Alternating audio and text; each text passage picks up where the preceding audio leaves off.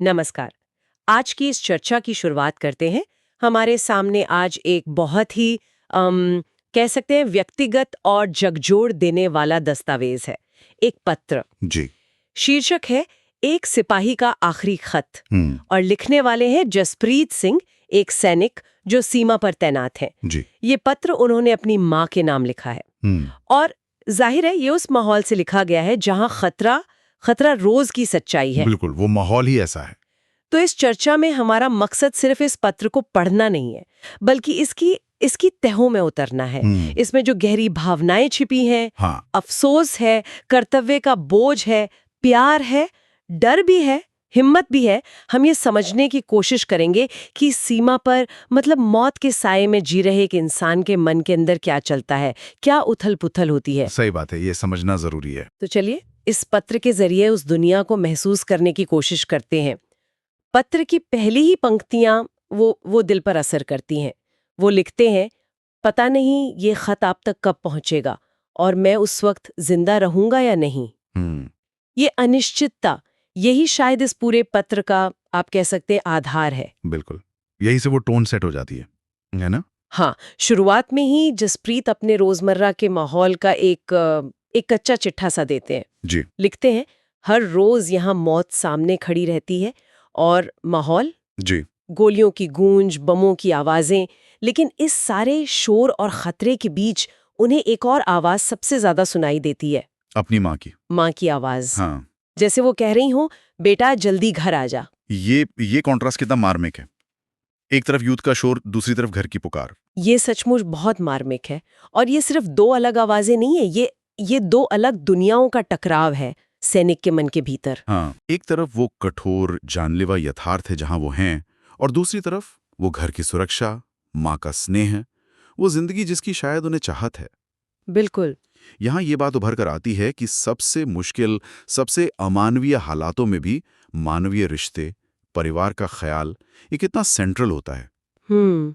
अगर साइकोलॉजिकली देखें तो शायद ये माँ की आवाज़ का ख्याल ही उन्हें वहाँ टिके रहने की ताकत देता हो, एक एंकर की तरह। हाँ, हो सकता है। लेकिन साथ ही ये आवाज़ उनके अंदर के द्वंद्व को, वो जो कश्मकश है, उसे और गहरा भी करती होगी कि फर्ज निभाएं या घर लौट जाएं। और इसी द्वंद्व से जुड़ी है बचपन की याद। वो उस वक्त को याद करते हैं जब माँ के आंचल में छिप जाने से सारा डर गायब हो जाता था। हाँ।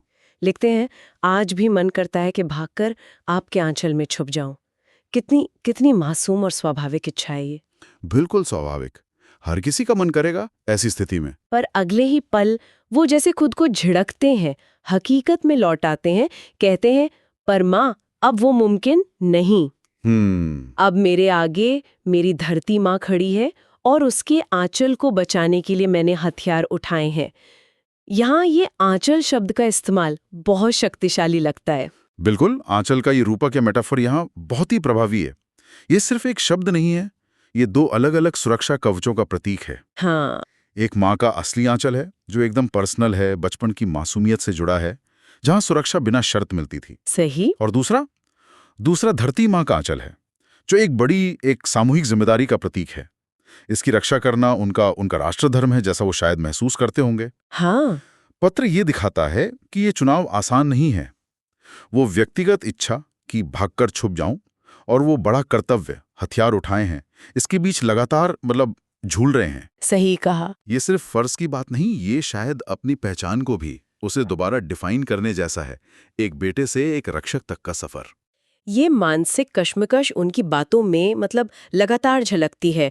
जैसे जब वो बताते हैं कि रात को पहरेदारी करते हुए अकेलेपन में वो तारों को देखते हैं। हाँ। और ये सोचकर कुछ तसल्ली पाने की कोशिश करते हैं कि भाई यही तारे उनके गांव के ऊपर भी चमक रहे होंगे, शायद उनकी माँ भी उसी आसमान के नीचे उन्हें याद कर रही होंगी। ये एक कनेक्शन बनाने का तरीका है ना? हाँ हाँ, बिल्कुल। ये जुड़ाव खोजने की मानवीय जरूरत का एक बहुत अच्छा उदाहरण है, खासकर जब आप फिजिकली और इमोशनली बिल्कुल अकेले हों। सही। प्रकृति जैसे ये तारे अक्सर ऐसी स्थितियों में एक पुल बन जाती है। ये एक कॉमन एक्सपीरियंस है, वही आसमान, वही तारे। इससे उन्हें लगता होगा कि वो पूरी तरह कटे हुए नहीं हैं, लेकिन जो बात इस मोमेंट को और ज्यादा असरदार बनाती है वो है इसके फौरन बाद आने वाली हकीकत। हाँ, वो लाइन। हाँ, वो लिखते हैं, फर्क बस इतना है कि आप आंगन में बैठकर याद करती हैं और मैं यहाँ बंदूक थामे मौत का इंतजार करता हूँ। उफ। ये वाक्य उस साझा अनुभव के ठीक उलट उनकी और उनकी माँ के परिस्थितियों के बीच की जमीन आसमान की दूरी को एकदम साफ कर देता है। बिल्कुल। माँ की याद में चिंता है पर सुरक्षा भी है, सैनिक के इंतजार में खतरा है, अनिश्चितता है। ये तुलना ही उनके मानसिक बोझ के बारे में बहुत कुछ कह जाती है। और ये बोझ सिर्फ भारी खतरों का नहीं है। पत्र का एक हिस्सा ऐसा है जो शायद सबसे भारी लगता है। वो है अनकहे शब्दों का बोझ, अफसोस का बोझ। हाँ, जसप्रीत को ये मलाल बहुत सता रहा है कि उन्होंने अपनों से, खासकर अपनी पत्नी से दिल की बात खुलकर कभी नहीं कही। वो लिखते हैं, बीवी को कभी ये नहीं बताया कि मैं उससे कितना प्यार करता हूँ। और ये भी मानते हैं कि वो शायद जानबूझकर नजरें चुराते थे, जैसे शब्दों से भाग रहा हूं। ये लाइन बहुत सोचने पर मजबूर करती है। क्यों भाग रहे थे वो शब्दों से? क्या लगता है आपको? ये एक गहरा सवाल है। देखिए, अक्सर ऐसी भूमिकाओं में जहां थोड़ी कठोरता या भावनाओं पर नियंत्रण की उम्मीद की जाती है, जैसे एक सैनिक की भूमिका, हाँ। वहां निजी भावनाओं का इजहार मुश्किल हो जाता है। हाँ।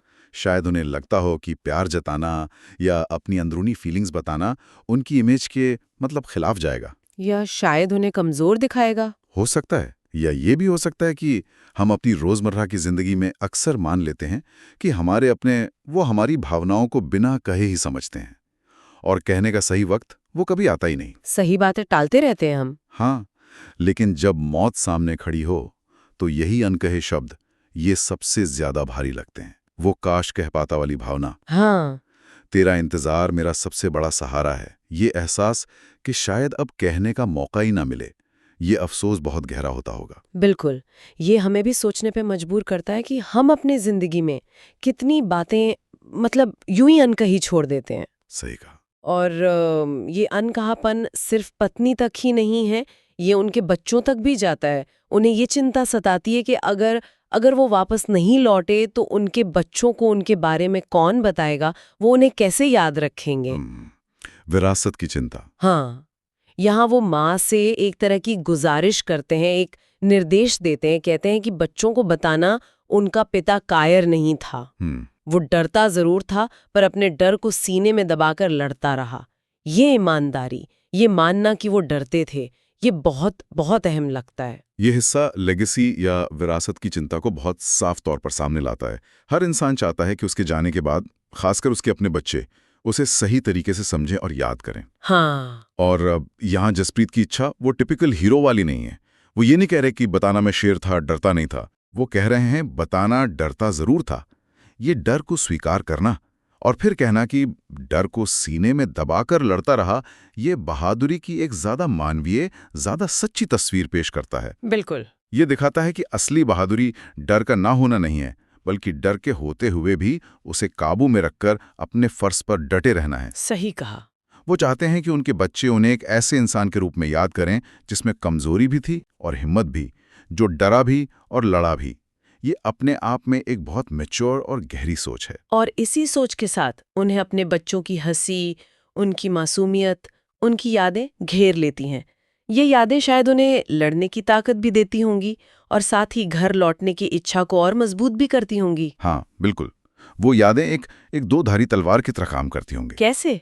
एक तरफ वो जीने का मकसद देती हैं कि भाई किसके लिए लड़ना है, किसकी सुरक्षा करनी है। दूसरी तरफ वही यादें बिछड़ने के दर्द को, ना लौट पाने के ख्याल को और ज्यादा तकलीफदेह बना देती होंगी। ये दिखाता है कि एक सैनिक का जीवन सिर्फ बाहरी दुश्मनों से लड़ना नहीं है, बल्कि अपने अंदर के इन इमोशनल तूफानों से लगातार जूझना भी है। ये भावनात्मक कश्मकश पत्र के अंत तक बनी रहती है। आखिरी हिस्से में जसप्रीत अपनी अंतिम इच्छाओं और एक तरह की स्वीकृति की बात करते हैं, शायद परिस्थितियों से समझौता। हाँ। वो माँ से कहते हैं कि अगर वो न लौटें तो ज्यादा आंसू ना बहाएं, वजह इससे मेरा बोझ बढ़ेगा। ये सोचना भी कितना मुश्किल है कि जाने वाला पीछे रहने वालों के गम की चिंता कर रहा है। ये बहुत गहरा विरोधाभास है। एक तरफ वो चाहते हैं कि उनके अपने सुरक्षित रहें और दूसरी तरफ वो उनके दुख का कारण नहीं बनना चाहते। हाँ। ये दिखाता है कि उनका प्यार और चिंता कितनी निस्वार्थ है। वो अपने जाने के बाद भी दूसरों पर क्या असर पड़ेगा, इसको लेकर कितने संवेदनशील हैं।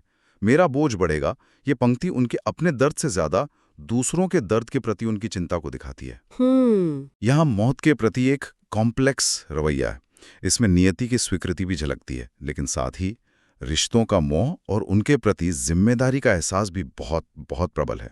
और उनकी अंतिम इच्छा क्या है? वो कहते हैं उनकी आखिरी सांस ये सोचते हुए निकले कि उनका गांव, उनका परिवार, उनकी माँ सब सुरक्षित है। मतलब अपनी जिंदगी के आखिरी पल में भी उनकी सोच अपनी सलामती पर नहीं बल्कि अपनों की सलामती पर टिकी है। इसके बाद वो दो संभावनाएं रखते हैं। हाँ, दो पॉसिबिलिटीज। पहली, अगर वो लौट आए तब वो क्या करेंगे? माँ के पैर छुएंगे और माफी मांगेंगे। माफी किस बात की?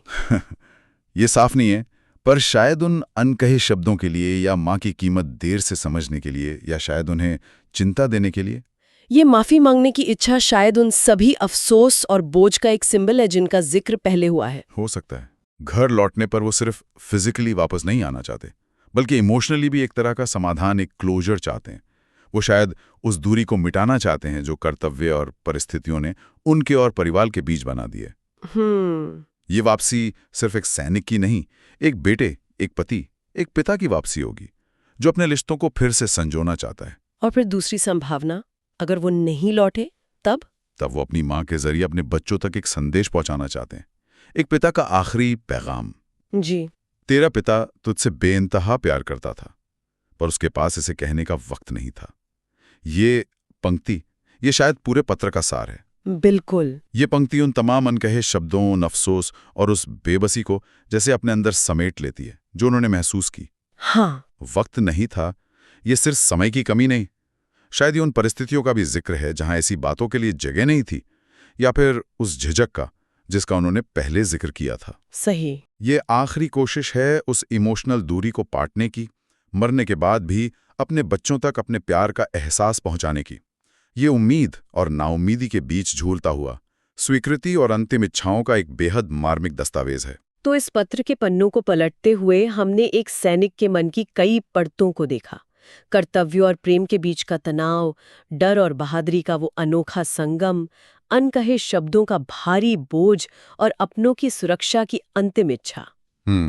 ये एक अकेला पत्र हमें याद दिलाता है कि सीमा पर खड़ा हर इंसान सिर्फ एक वर्दीधारी शरीर नहीं है, बल्कि भावनाओं, यादों, सपनों और अफसोस का एक पूरा संसार अपने अंदर समेटे हुए हैं। निश्चित रूप से। और ये पत्र हमें कुछ बड़े सवालों पर सोचने के लिए भी छोड़ जाता है, जैसे त्याग का असली मतलब क्या है? क्या ये सिर्फ जीवन दे देना है, या इसमें अपनी भावनाओं को दबाना, अपने रिश्तों को दांव पर लगाना और हर पल इस अनिश्चितता में जीना, ये सब भी शामिल है? सही सवाल है। और उन अनकही भावनाओं का क्या होता? क्या वो रिश्ते पर हमेशा के लिए एक निशान छोड़ जाती हैं? हाँ। ये पत्र हमें ये भी दिखाता है कि युद्ध का असर सिर्फ गोलियों और बमों तक ही नहीं होता। इसका असर इंसानी रिश्तों पर, परिवारों पर और आने वाली पीढ़ियों की यादों पर कितना गहरा और स्थायी हो सकता है। ये सोचने पर मजबूर करता है कि ऐसी कितनी ही कहानियां, कितने ही अनकहे जज्बात सीमा पर तैनात अनगिनत लोगों के दिलों में दफन होंगे। बिल्कुल। हर चेहरा, हर वर्दी के पीछे एक ऐसी ही या इससे मिलती जुलती कहानी छिपी हो सकती है। बिल्कुल। और शायद यही इस पत्र की सबसे बड़ी ताकत है। ये एक व्यक्ति की कहानी होकर भी उन हजारों, लाखों लोगों की अनकही भावनाओं का प्रतिनिधित्व करता है, जो कठिन परिस्थितियों में अपनों से दूर देश या किसी बड़े मकसद के लिए खड़े होते हैं। सही कहा। ये हमें उनकी मानवीयता, उनके संघर्ष और उनके बलिदान को एक नए नजरिए से देखने का अवसर देता है। तो आज की एक गहन चर्चा यहीं समाप्त होती है। उम्मीद है इस पत्र के विश्लेषण ने हमें न सिर्फ एक सैनिक के जीवन के एक पहलू से रूबरू कराया होगा, बल्कि मानवीय भावनाओं की जटिलता और रिश्तों के महत्व पर सोचने का एक अवसर भी दिया होगा।